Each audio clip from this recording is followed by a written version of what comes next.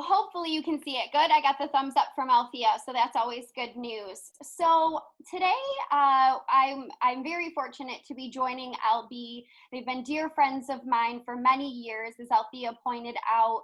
With the work that I did previously with Leadership Niagara, I had the opportunity to partner with the LB team for many years.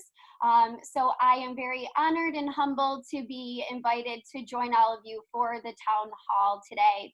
So the topic that we're going to talk about today and kind of cover will be how we might best be able to achieve a work-life balance, incorporating some of the generational differences that we have within our organizations and with our teams. And we'll talk a little bit about, what does our new normal look like, or what might we expect as we navigate through the pandemic and then kind of come out the other side of it, and what our new normal may look like. So we'll talk about a couple of those things today and really kind of dive into what this might look like as we come out the other side. So I know Althea had mentioned that I work for the Catapult team. We are located in downtown Buffalo. We are an executive consulting firm, and we specialize in 3 areas. One is organizational and leadership development. As Althea mentioned, we also focus on strategic planning and executive search. So I wanted to introduce you to my team. I do not work alone. I have a wonderful team that I am honored to work with, so I wanted to introduce them to you so you had an idea of all of the different facets and capabilities and competencies that we have internally at Catapult. So feel free to check out our website. We did just launch a new site on Monday, so I would love it if everyone had a chance to take a look at it. All right, so as I mentioned a little bit earlier, there's going to kind of be 4 different areas that we will highlight and cover today. One, first and foremost, kind of stepping into what might our new normal look like after this pandemic. Again, including in some of those generational differences. And when Althea and I initially had the conversation related to designing this session, we were talking about how there's 5 different generations that are all now lumped into organizations, working on teams together. And, how they may have had some challenges in the past are probably now exacerbated given the current circumstances. So we'll highlight what some of the teams and individual employees might be facing at different generational levels. We'll also talk about how managers and leaders may need to shift their styles, shift the way that they lead their teams and their organizations, given the current situation that we are in. And then lastly, we'll talk about ways that we might be able to maintain or find a work-life balance through the midst of all of this. And one thing I do want to point out, at Catapult, we really don't talk about it in terms of being a balance. Unfortunately, we've learned throughout our lives, and I'm sure many of you as leaders have also learned, that a balance in today's age just doesn't exist. So we really like to talk about it in terms of an integration of all aspects of your life, work, family, your community engagement, and then also your personal well-being. So we'll talk about that towards the end of our time today. So that kind of gives you just a little roadmap of where we're going to be heading today. So let's start with what might our new normal look like after we get through COVID-19. And I know Althea has mentioned that Lori Miller is going to be doing a presentation on somewhat of this topic next week on May 7th. So I promise, Althea, I'm not going to steal her thunder, just going to set the context for today. But I do encourage all of you to tune in to next week's webinar with Lori, the town hall. I think she'll probably have some really great feedback and information for you as we kind of move through COVID-19. So check her out next week. I'm sure she'll have a lot of great information. So I'm not going to steal her thunder, but I do just want to kind of set some sort of context to build off of. So what might we expect as we come out of the COVID-19 pandemic? And there's just a couple things that, I've summarized here, just things to kind of consider as we navigate through this very challenging time, difficult time. First and foremost, organizations are either going to come out stronger from this and healthier with healthier teams. They will thrive through this, they will adapt, they will innovate. Or you're going to find that organizations are going to come out weaker. They're going to be worse off. They may struggle through the process, not being able to adapt as quickly as is needed throughout this time. So you're going to see that kind of play out. And I think now is probably that make or break time where we're going to start to see some of those cracks begin to happen. Another thing that you can probably begin to expect, or at least start to consider as you're leading your teams, is that these professional boundaries that had previously existed in organizations and on teams are going to begin to change. They're going to begin to become more personal. So as you can see now, we were laughing about my living room behind me. 3 months ago, you guys would have never seen my living room. Even some of you that I'm closest with, that I went through LB with, that I know are on the call because I saw you earlier. Even some of my friends that I've known for years that I've seen on the call, you've never seen my living room before. So that's something that we're going to be transitioning into also, is breaking down these professional boundaries where we feel that we shouldn't be dipping into people's personal lives. That's going to change. There's going to be a deeper emphasis on relationships amongst coworkers and team members, and really incorporating in the human element or the human side of leadership, and the human element in terms of our relationships with our colleagues.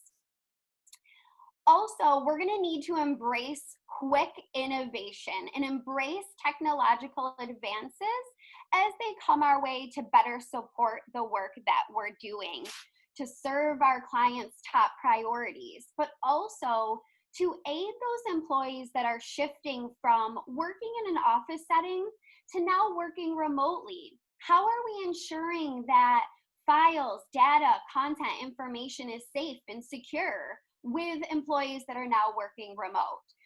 So there's going to be some need for advances that is going to need to come to ensure the safety and security of our employees and of our client files and data.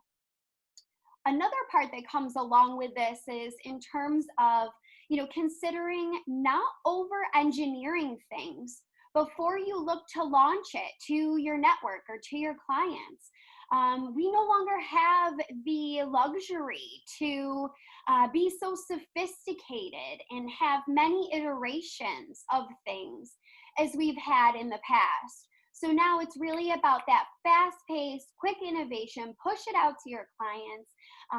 Don't let perfection be the enemy of good. So really, kind of shifting that mindset and pushing towards that innovation much quicker than we've previously seen. Also, there's going to be a deeper integration of work and family. We're seeing it now. We were joking earlier with Jenna. She's got Hendrix on her lap as she's, beginning this call, and she's putting herself on mute, apologizing because he's laughing in the background.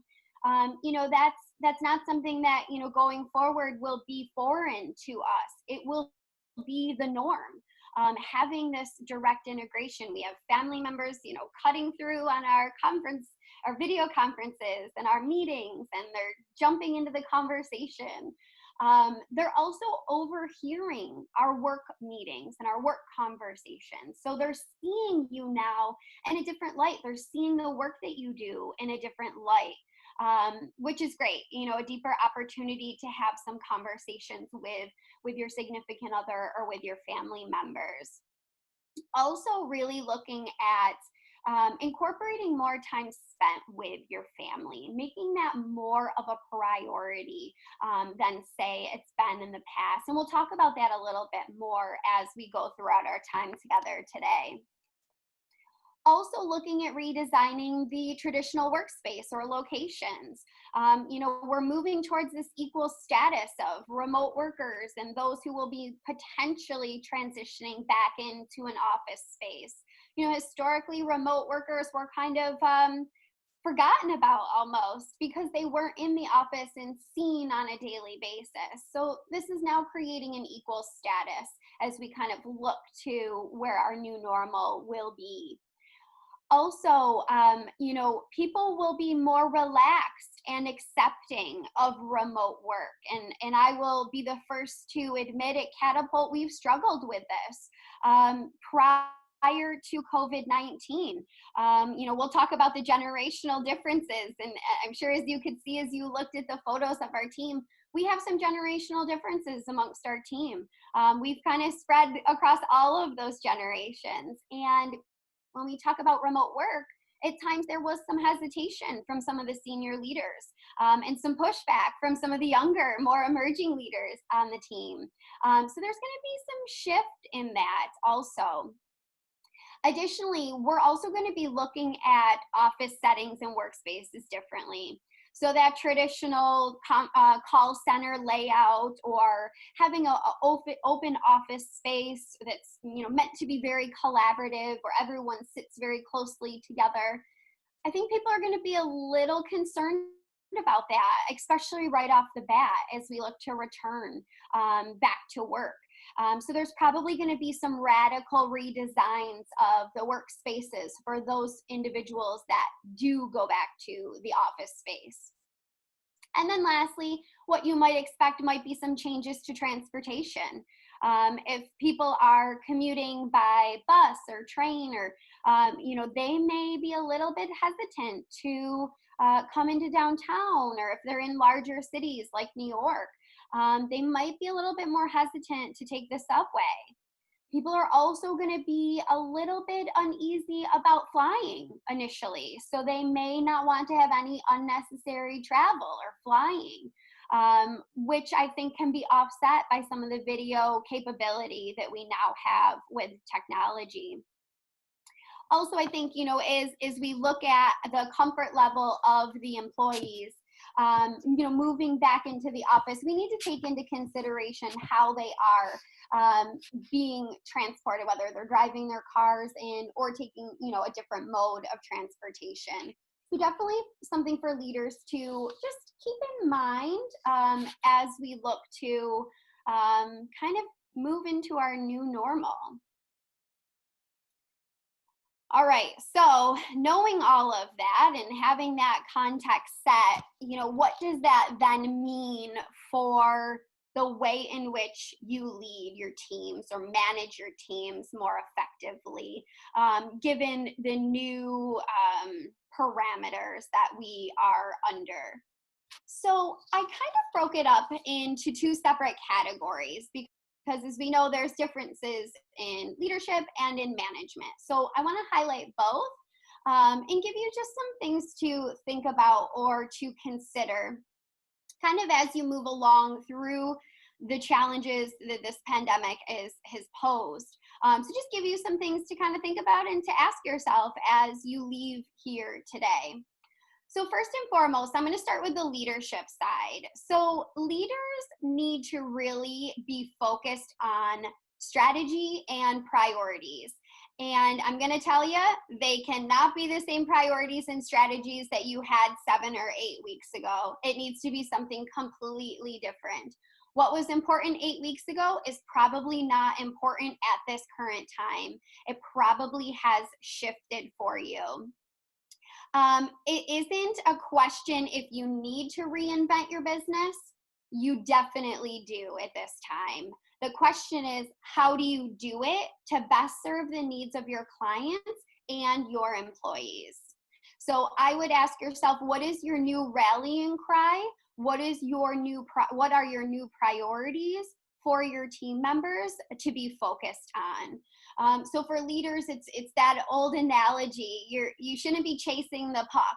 You should be going to where the puck will be headed. So really looking to the future, looking for what those future needs are going to be. And really asking, what is that new rallying cry? And is it clear for everyone on the team?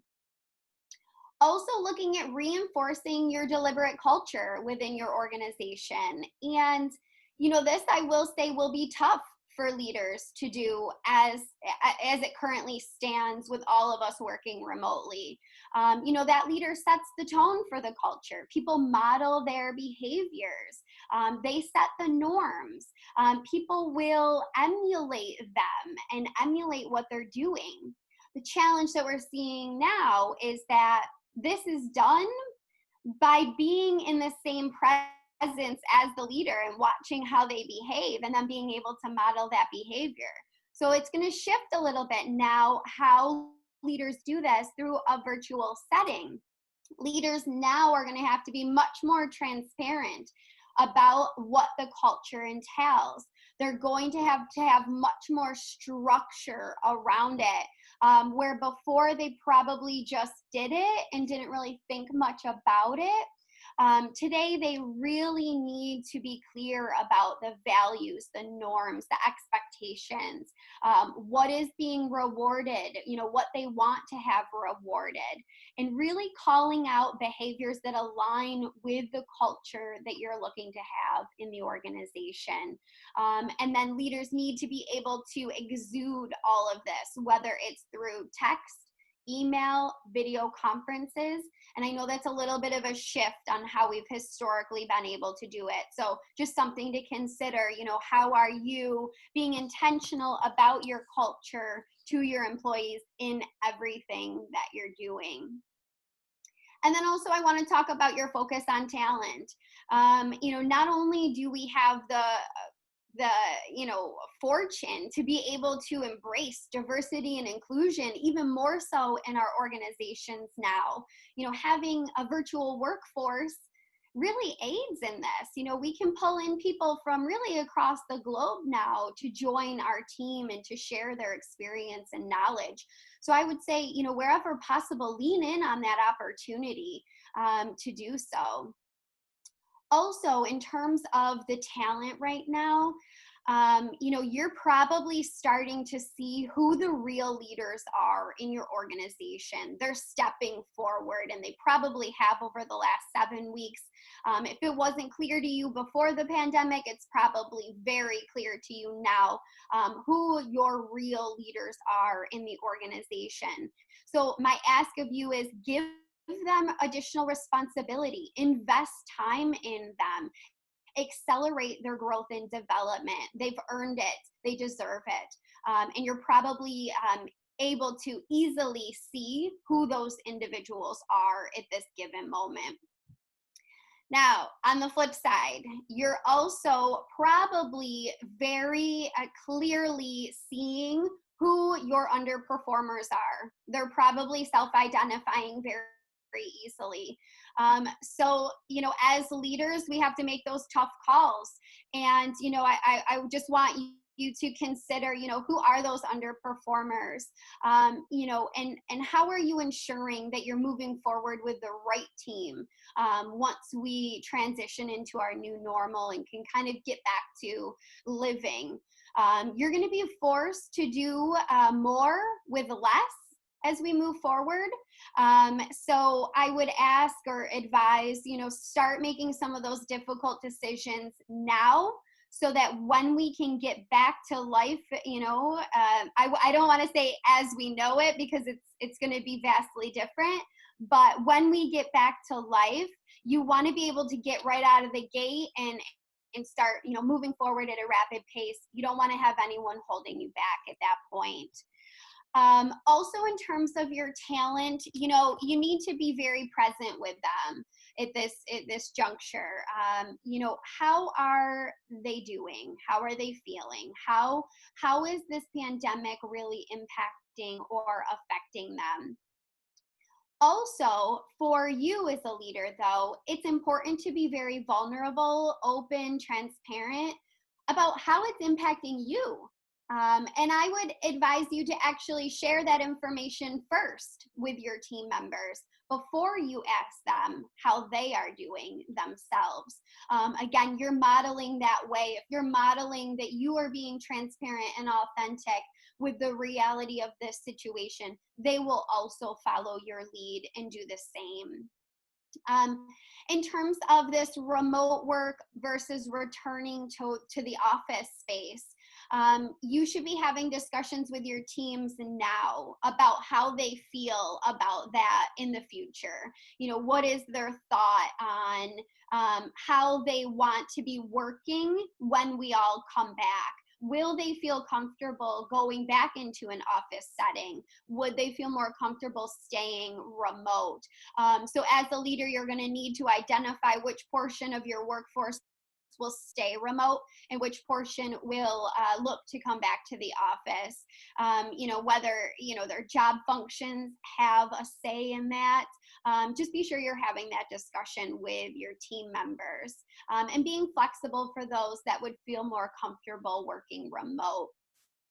So you should really be asking yourself and your teams, when will your people potentially be let back, and how many people will come back to the office, and how many will be remote? Now, I know we're still under pause. Our pause may get delayed. Again, we don't know, but start having those conversations and discussions so that everyone's on the same page.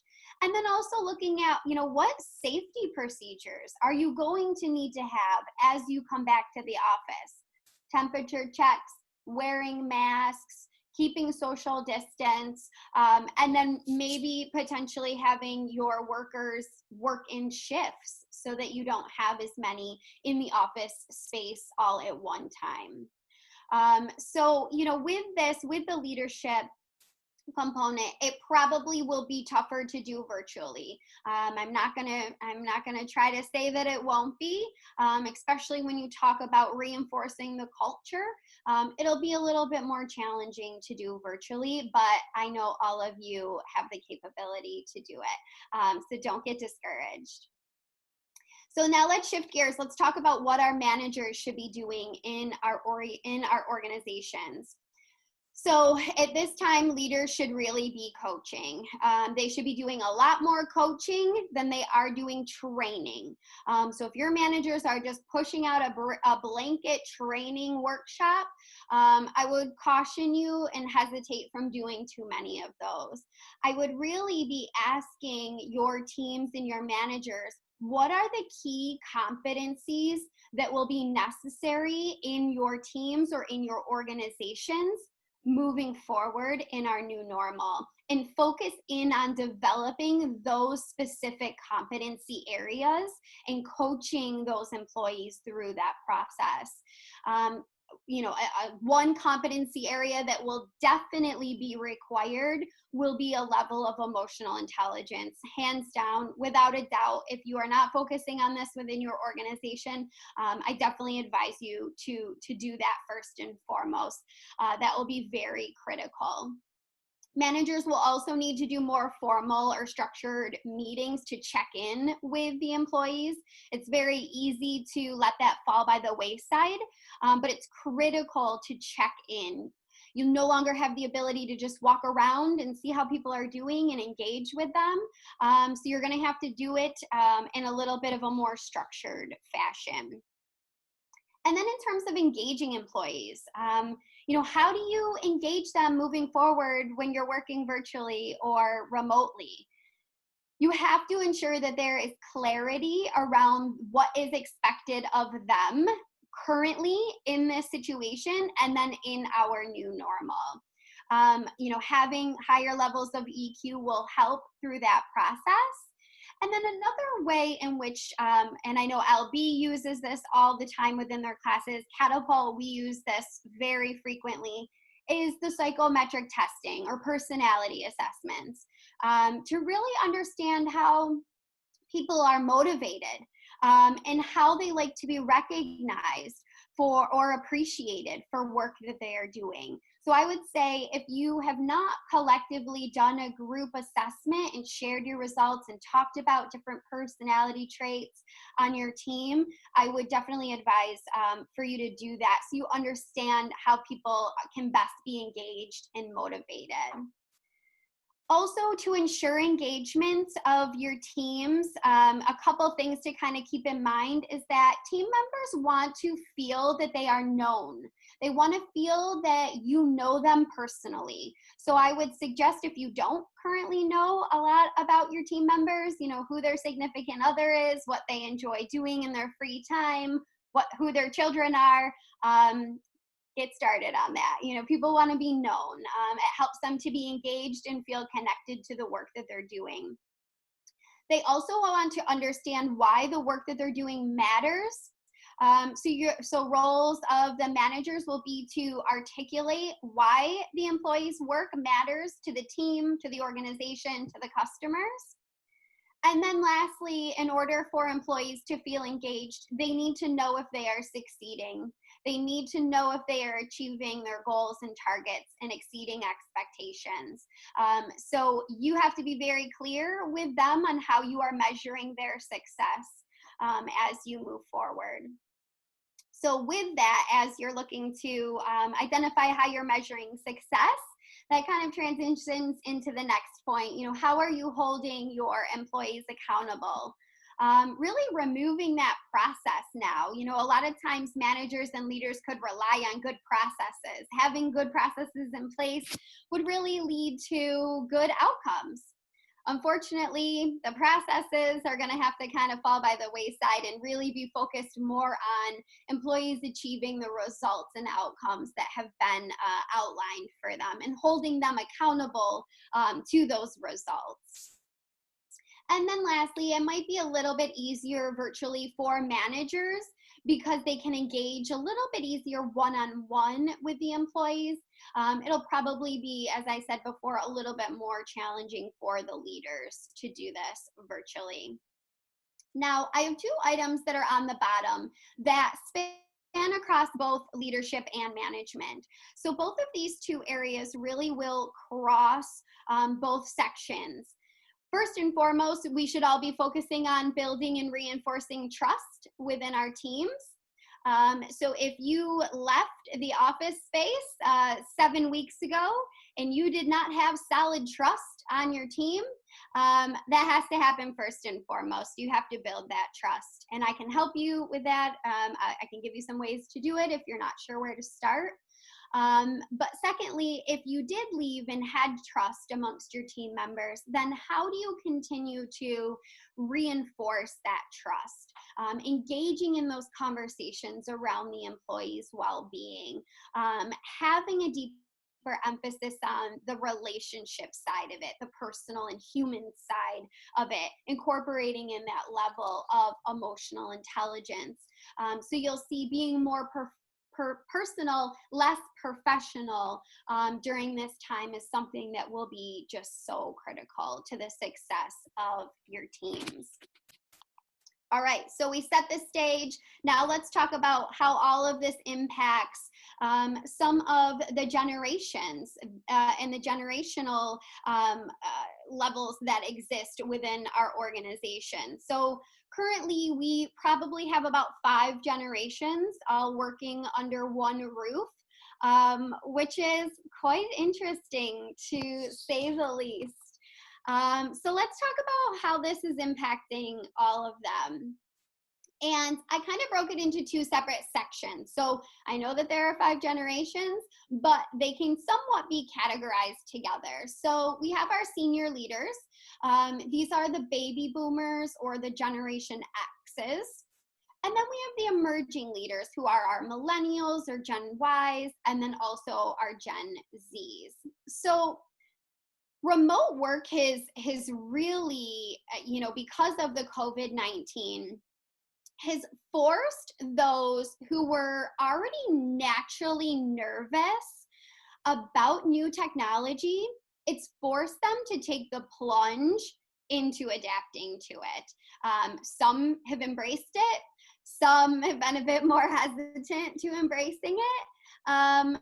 But the challenge lies in that it may have broadened a real or a perceived rift between those identifying as digital natives and those who do not.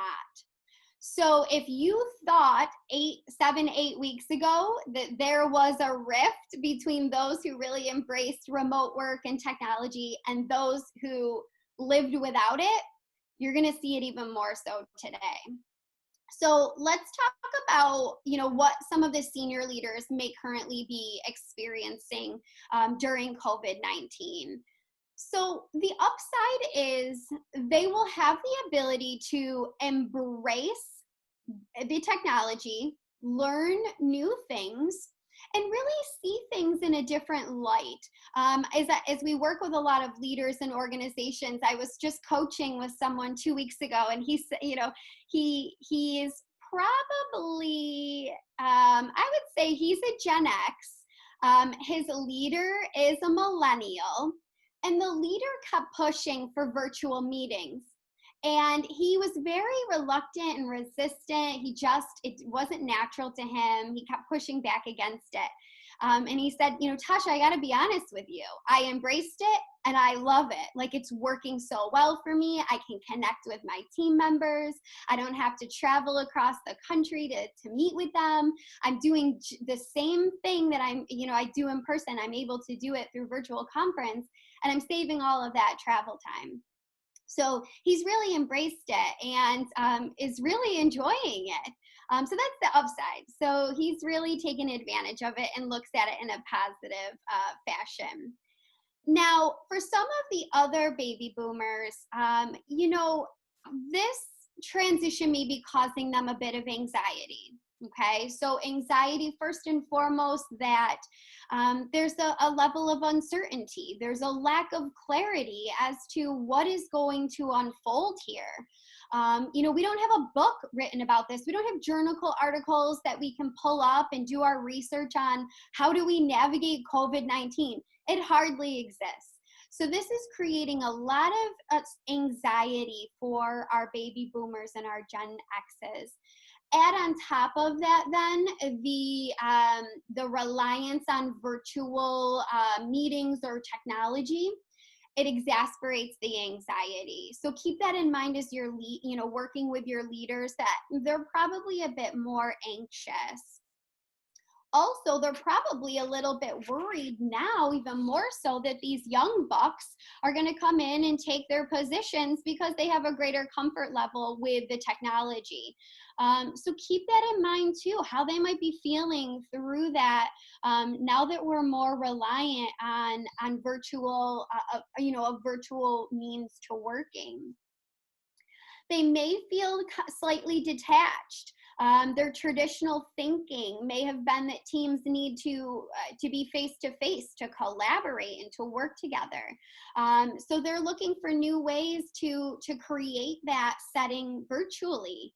And they may not quite know how to do that yet, or they may not have fully embraced that yet. So there's going to be a high need for them to adapt and to adjust and to pivot how they have historically worked with their team members.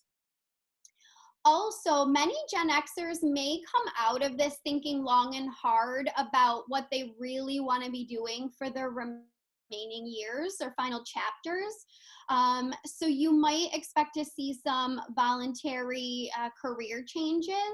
So don't be, too shocked if that does come up. People are home now. They've got 7 weeks of really giving it some deep thought.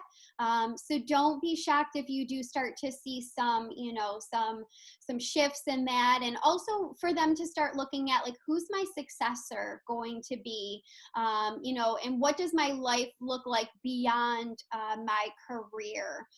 So that might be some things that the senior leaders are currently thinking about and considering. They also may start to shift their role in terms of really helping others through coaching, being, that experienced mentor coach to the younger employees. You may see that they may be writing more or speaking more. So they might be shifting the way in which they are working or functioning within your organization. And then let's switch over to emerging leaders. So what is happening, with that? So I will say, first and foremost, your millennials and your Gen Zs are impacted the most from an economical standpoint by this pandemic. So they've entered the workforce, majority of them, during the global financial crisis in 2008. So, worst downturn since the Great Depression. There was stagnant wage growth. They have student debt. So for many of them, they've never experienced the luxury of financial security. And now here, when some of them are reaching their peak earning years, now we run into this pandemic and people are losing their jobs, or they're getting their wages cut, or they can't get their unemployment. So it's just yet another massive crisis that they are dealing with, that's really impacting them from a financial perspective. Additionally, this generation is disproportionately has higher rates of mental health issues, anxiety being one. So what you're going to start to see is, they've lived through 9/11, they've lived through the Great Recession, they've lived through school shootings. Social media has been a very active part of their life, and they've been exposed to many things at a very young age, where some of us that are a little bit older, we did not live through that. So this pandemic will hit them harder, and take on a more prominent role as they move into leadership roles.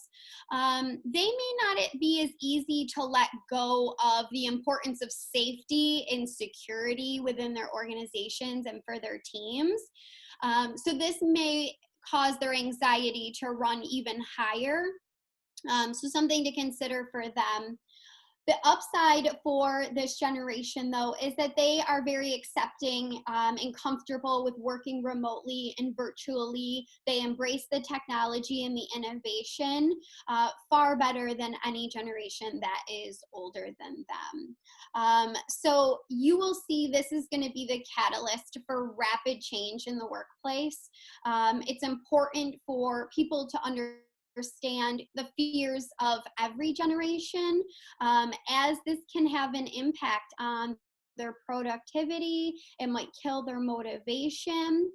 And, this pandemic has really changed everything in our lives or about our lives. And it's universal across generations. So no one was spared that. But the challenge lies is that every generation is impacted differently. So we're going to all be forced to acclimate to a new normal. We're going to see our lives be disrupted. We're going to all experience some level of hardship. So this is really going to push us to set aside those generational divisions and come together to navigate the realities of our new normal together. So finding ways to, really embrace this, come together, and also embracing organizations that are not only just diverse in terms of gender, race, or socioeconomic background, but also in terms of age. So really taking that into consideration. So then, through the midst of all of this that's unfolding and happening in the world, how do we achieve some sort of integration of all aspects of our life? So I want to highlight kind of present and then future, because it's vastly different. And I think, Jenna, you totally teed me up for this. So I'm going to lean on you for a little minute. But current, present time, we're still operating in crisis mode. We're running on that adrenaline, but it's not sustainable. Eventually, we are going to crash if we do not find healthier ways to manage our current reality. We have to be smart about how we're utilizing our energy resources. We're putting a lot of hours into just surviving as organizations and trying to stay afloat. The current pandemic has shoved our work life and our home life together. You just saw Jenna with the baby. Like, she has no option right now. That is her world. And it's all under one roof right now, with parents working, trying to homeschool kids. You might have elderly parents that you're also caring for. So how do you handle all of this and still try to work a 9 to 5? It's not going to happen. So leaders need to be understanding and flexible through this time, that workers may need to work into the night because they have their children homeschooling during the day. There has to be more flexibility here. We also don't have the opportunity to go to gyms or fitness centers to focus on our mental health and our well-being. So how are we finding ways to incorporate that into our life to really ensure that our mental health is in check and that we're doing okay? So there have been many calls and pushes for restructuring how work gets done, making more room for our families, and questioning the real value of an 8-hour workday. Now is truly the time for companies to step back, to re-examine the traditional way in which they have worked historically, and identify what is necessary and what can be adapted. So in the future, people are going to be focusing on 3 separate areas, and they are in that distinct order. So it is personal focus, family focus, and then the team and organizational focus. So this will be their priority in that order. So people will be slowing down. They're going to be taking a step back. They're going to be having a slower pace. My hope is that this is a forever change, but we're always pushed to, work 24 hours a day. So my hope is that this will be a change that will come out of all of this that we're experiencing, and people will have more self-awareness, responding to their personal needs. Before, they were used to compromising their personal life for work. So personal priorities will now become more prominent. Having an increased awareness on their physical and emotional well-being. People will start to take their vacations. People will start to take their time off and make themselves a priority and their mental health a priority. They're also going to be making their families a priority. So quality time will be increasingly more important with their families. They will also be determining how their work and their families will integrate together in a different fashion moving forward, and in creating a system that fits real workers, real moms that go to work every day, real dads that are working, and managing that personal family throughout that, and creating better means to do that. And then lastly, third priority will be on the opportunity for organizations and specifically leaders to choose quality work over quantity of work. Big mindset shift there, really leaning in on valuing those creative ideas that might emerge from that midday walk or that meditation session at lunch, as opposed to, having to see people at their desks 8, 9, 10 hours a day. Leaders need to also be focused on stop the reward of the fast-paced response to an email and really have those quality responses move to the forefront. Leaders will now need to slow down, take the pulse of their teams, check in with their needs, and employees will need to create and have better discipline, creating those boundaries around when they will be working, what their hours will be, when they're accessible, when they're not accessible, and having those flexible schedules. And then, as I mentioned before, travel will look different. So leaders may not be having to travel halfway across the world or the United States to meet with their team member for one day. They may be able to have a virtual meeting and then still make it to their child's soccer game at the end of the day. So my hope is that things will shift moving forward. So the choice really will be ours as to what we bring into our new normal and what we truly want to leave behind. So with that, I know I've talked a lot. I'd love to open it up for some questions in our final couple minutes.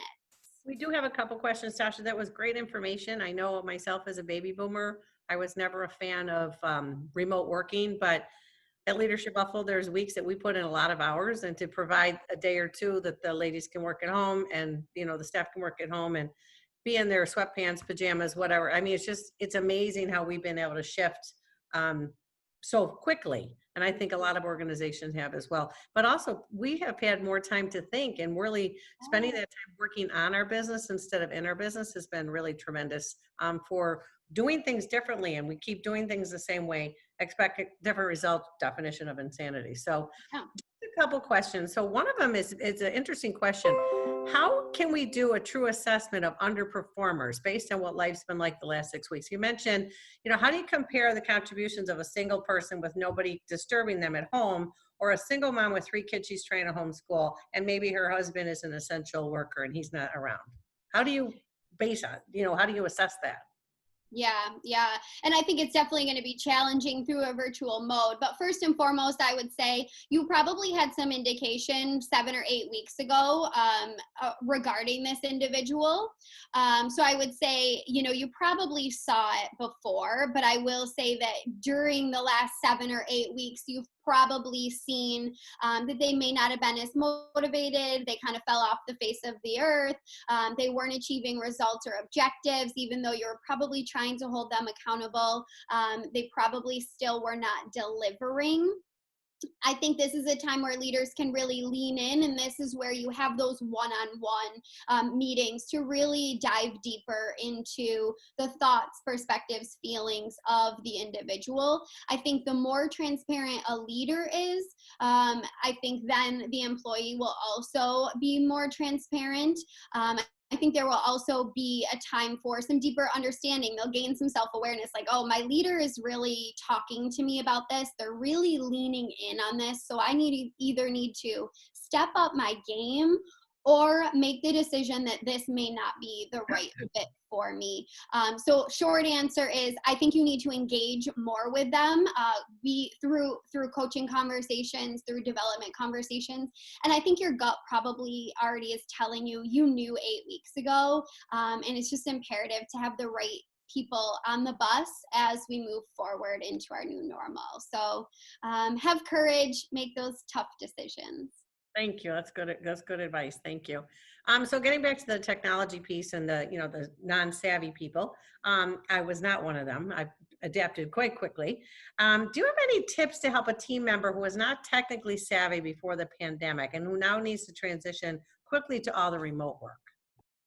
Yeah, so I'm sure there are tons of resources out there, given that this has really been happening far longer than the last 8 weeks or so. You know, we've been trying to shift to remote work. I mean, I did it with LN years and years and years ago, so it's definitely not anything that is new. I'm sure a simple Google search would turn up some resources, but if you're using Zoom, I know we use Zoom all the time for our virtual meetings. Zoom has some really great resources on their website to help those that may not be as tech savvy. And I will say, as much as I look like a younger generation and should know all the technology, I really don't. I'm terrible at it. I fumble my way through it. But also leaning in on those colleagues that are really good at it has been helpful for me too. So there's tons of resources out there, and Zoom has some too. Thank you. That's great. There is a training going on at Zoom right now, how Yeah. to participate and host meetings. So another question, do you have any tips or best practices for making our relationships more personal, but not stepping over the line to be too personal? This person sees potential problems here. Yeah, and I think that's the historic viewpoint. We always wanted to draw that line. And I know, my former life, I worked for 8 years at a bank, and it was very buttoned up and tightened up, very professional, and no one ever crossed that line. You've got to throw that view out the window. We have to be more human. We have to tap into, really getting to know people on a deeper level. Granted, I'm not saying be putting yourself in a position where you're going to have a harassment lawsuit. I'm not recommending that. Please don't say Catapult's recommending this.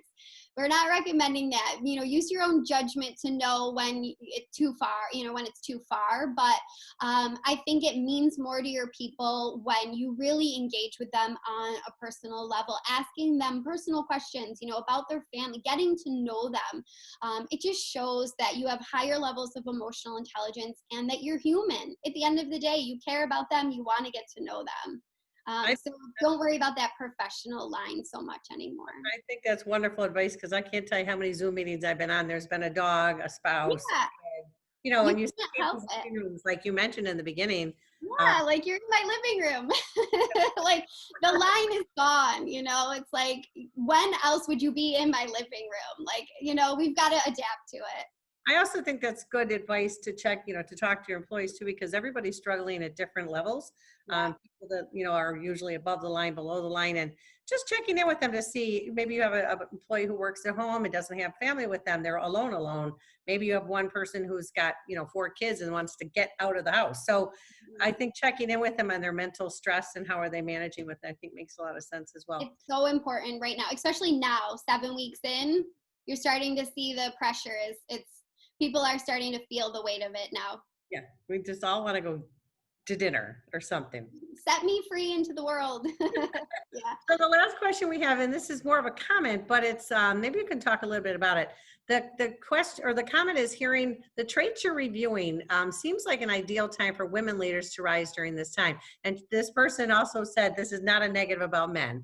But it seems to me that many of the skills that people look for from women are more needed now than ever. Yes. Those softer skills. So how do we as women who maybe aren't in leadership positions yet, um, how do we elevate ourselves during this time? Whoever sent that in, you get the gold star, because this is definitely a time for women leaders to step into that space. In no disrespect for men, you all do a great job. There's room for all of us at the top. So definitely not suppressing men in that. But yes, it is definitely a time for women to step into that role, whether it's informally or formally in a leadership capacity. I think it's time for women to have that courage, to really step in and have, step. I think it's now not easier, but I think now you're seeing more clearly those leaders that might have been kind of in the background or a little bit more quiet are really rising to the surface now. And I think this really gives women the opportunity to lean in on the, like you said, Althea, the soft skills, the emotional intelligence. I mean, women tend to have more higher levels of EQ. So lean in on those with your team, whether you're in a formal leadership role or informal, it makes no difference. Step into that space, and really, I encourage all women to do that right now. So whoever sent that in, thank you.